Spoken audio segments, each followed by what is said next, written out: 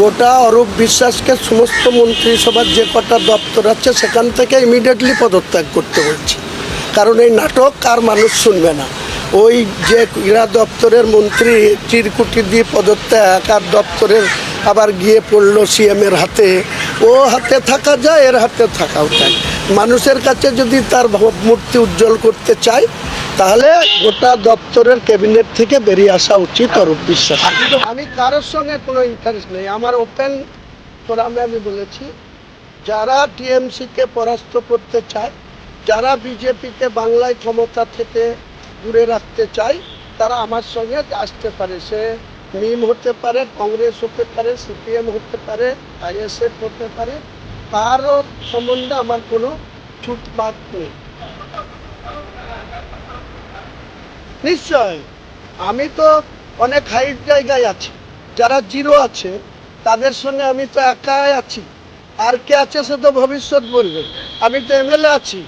আমি এমএলএ অবস্থায় আমি দল করছি, সেই অবস্থায় তাদের বলছি। আর যাদেরকে বলছি তাদের মধ্যে তিনটে পার্টি তো এখানে বাংলায় জিরো আছে।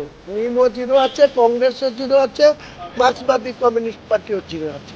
নওশাদ আছে। আমি যেমন একা আছি, নওশাদও আছে।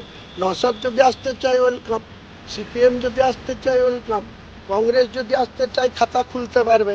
আর নাহলে এরা জিরো আছে, জিরোই থাকবে।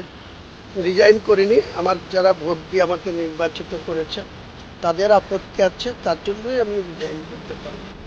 আমি পলিটিক্যালি সেটা বিজেপিতে গিয়েছিলাম, তার কারণ ছিল আমাকে যখন এই রাজ্য সরকারের পুলিশ, যিনি এখন বিধাননগরের পুলিশ কমিশনার আছেন, 2018-তে ওনার প্রেজেন্স কোথায় ছিল জিজ্ঞেস করবেন, এসপি মুর্শিদাবাদ।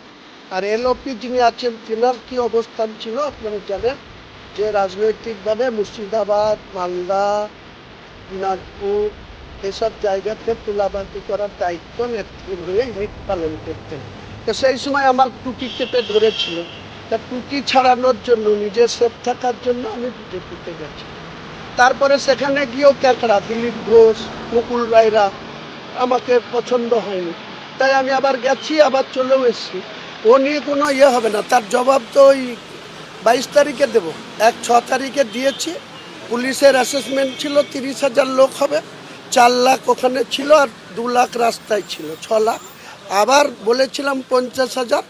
আমি বলছি 4 লাখ লোকের উপস্থিতিতে 22 তারিখে এই আপনার প্রশ্নের জবাবটা দেবো, পাবলিক দেবো।